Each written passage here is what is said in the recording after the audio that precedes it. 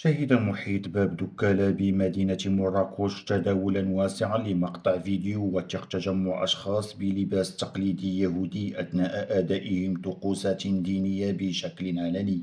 وأثار الفيديو تفاعلا متباينا على مواقع التواصل الاجتماعي بين مستغرب من المشهد ومتسائل عن طبيعته وسياقه القانوني، خاصة في ظل غياب أي توضيحات رسمية بشأن الواقعة حتى الآن.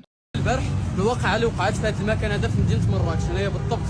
اليوم جينا باش اننا نقيو الخزي والعار اللي طرح في الحيط هذا في هذه المدينه المباركه نتيجه التطبيع في هذا الحيط هذا اللي بناوه شرفاء هذه المدينه المباركه، هذه المدينه الشريفه بناسها برجالاتها السبعه بالاحرار ديال هذه المدينه هذه اللي جاهدوا حرروا لنا هذه البلاد هذا وبناو لنا هذا الحائط هذا.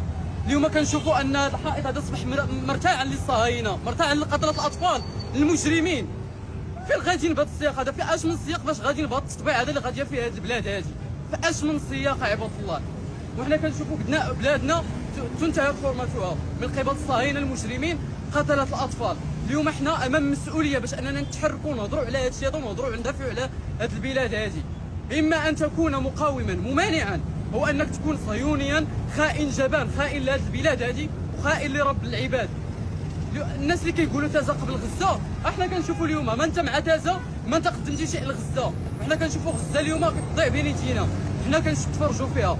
اقسم بالله ثم اقسم بالله ثم اقسم بالله وما تحركنا وما هضرنا الى دينا ديو الثمن غالي جدا جدا اكثر مما تتخيلون، لان المؤشرات ديال الاختراق الصهيوني وديال التوغل الصهيوني في هذه البلاد هذا، او نقول الهجوم الصهيوني، فعلا هو هجوم صهيوني بالحرف، لانه هجوم على الهويه ديالنا، على الثقافه ديالنا، على الاستقرار ديالنا في هذا البلد هذا.